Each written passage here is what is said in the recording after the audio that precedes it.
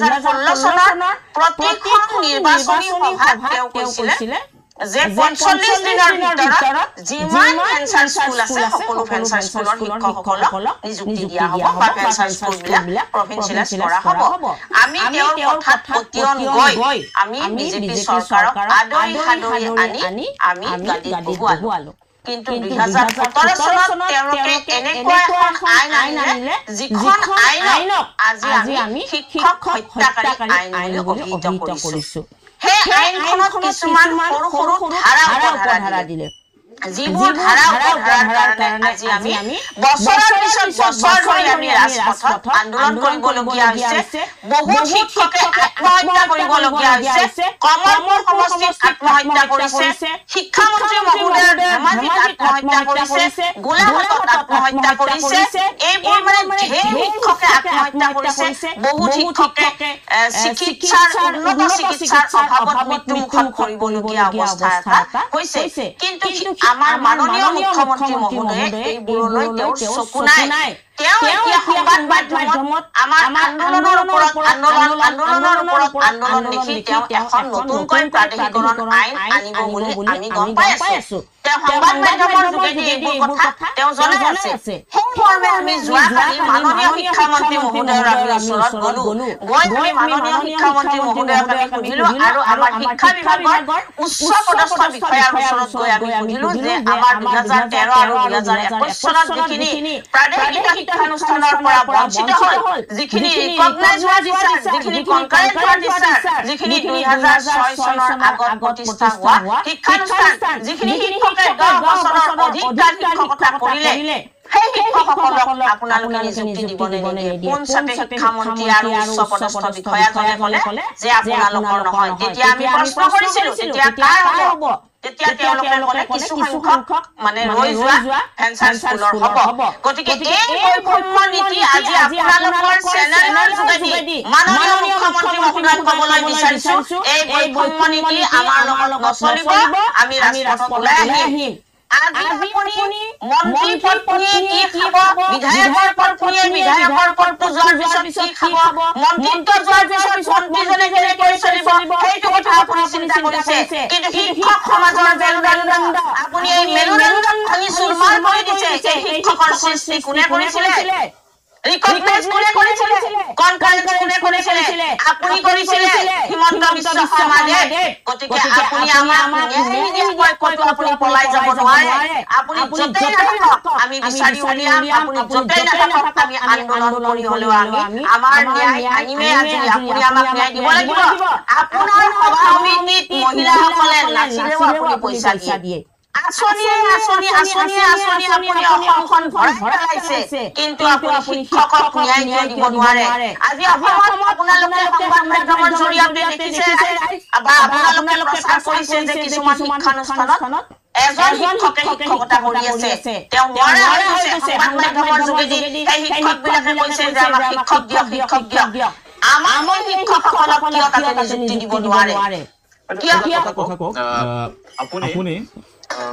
কিমান চনৰ পৰা আপুনি শিক্ষকতা কৰি আছে মই 1997 চনৰ পৰা শিক্ষকতা কৰি আছিলো মোৰ স্কুলখন ৰিকগনাইজ স্কুল ৰিকগনাইজৰ সময়ত এজন শিক্ষক যদি ৰিকগনাইজৰ কম থাকে 5 ক্লাছ লাগে আমাৰ এমই স্কুলত এজন শিক্ষক যদি কম থাকে তেতিয়া ৰিকগনাইজ নহয় আৰু হেয়া শিক্ষা বিভাগৰ নিয়ম কিন্তু আজি শিক্ষামন্ত্ৰী আৰু উচ্চ পদস্থ বিষয়াজনে আমাক যোৱাকালি কৈছে যে ৰিকগনাইজত লিখি দিছিলে নেকি গভৰ্ণমেণ্টে আপোনালোকক চাকৰি দিম বুলি আপোনালোকক আমি তৰ্ক কৰা নাই কালি যোৱাকালি কিয় তৰ্ক কৰা নাই জানেনে আপোনালোকৰ চকীখনক আমি সন্মান জনাইছো সেইকাৰণে আমি তৰ্ক কৰা নাই কিন্তু আপোনালোকে আমাক কি কথা শিকাব আহে 2011 চনত কেনেকৈ আপোনালোকে 5 ক্লাছ নিয়মত আপোনালোকে ৰিকগনাইজ কৰিলে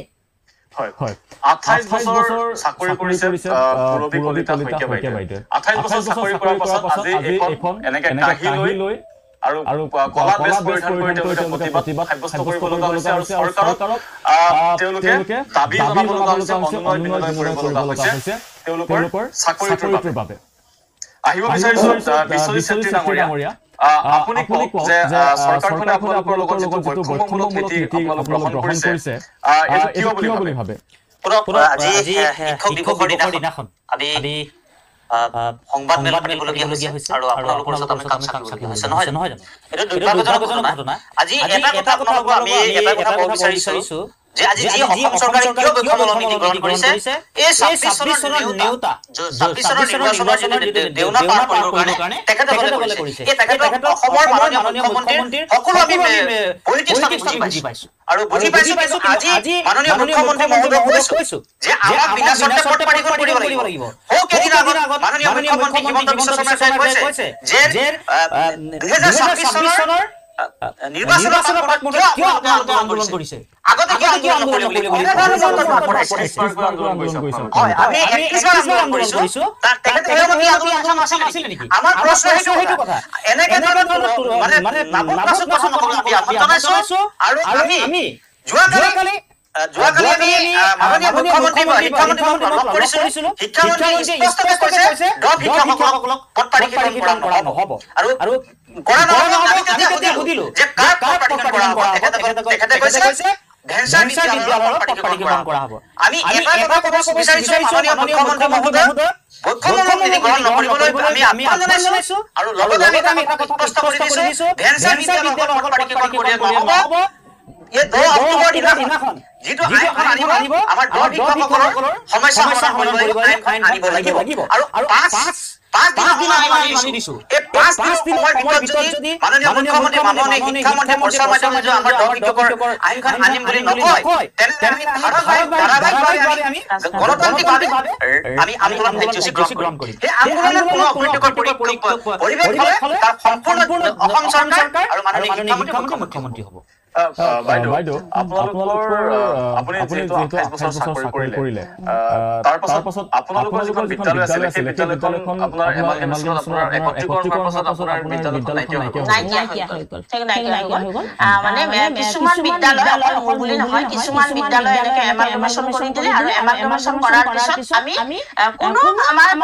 কোনো নটিচ অহা নাই একো অহা নাই আমি নিজে ঘৰত বহি যাব লগা হ'ল আমি ডিএলএড কৰিছো আমি 2019 আমি ডিএলএড কমপ্লিট কৰিছো হেয়াটো শিক্ষা বিভাগৰ পৰা অৰ্ডাৰ গৈছিলে ডিএলএড কম্পালসৰি কৰিবই লাগিব বুলি আমি নিজে ঘৰত বহি যাব লগা হ'ল মুঠতে তাৰমানে আমাৰ মানে ডাইৰেক্টলি এনেকে বন্ধুক লৈ দিয়া নাই আমাক কিন্তু আমাৰ কলমৰ দ্বাৰা কাগজৰ দ্বাৰা তেওঁলোকে কিছুমান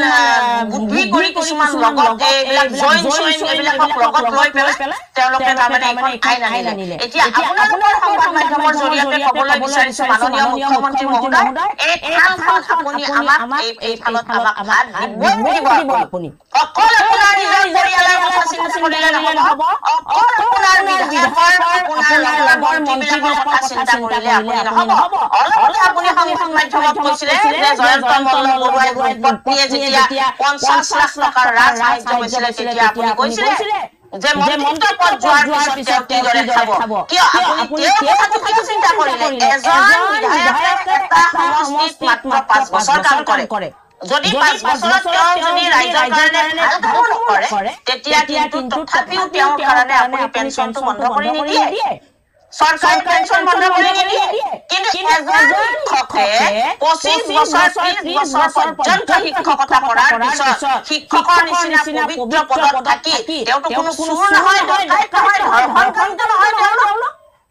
তেওঁলোকৰ কাৰণে আপুনি কি আঁচনি আনিব নোৱাৰে তেওঁলোকৰ কাৰণে আপুনি কিয় একো কৰিব নোৱাৰে আপুনি কৰি দিব আপুনি নকৰিলে নহব আমি এসপ্তাহৰ সময়সীমা মানি দিছো আৰু এসপ্তাহৰ পিছত আপুনি আমাৰ প্ৰতিচ্ছবি আপোনাৰ ভয়ংকৰ প্ৰতিচ্ছবি আপুনি ৰাজপথত দেখিবলৈ আপুনি সক্ষম হ'ব আৰু আপুনি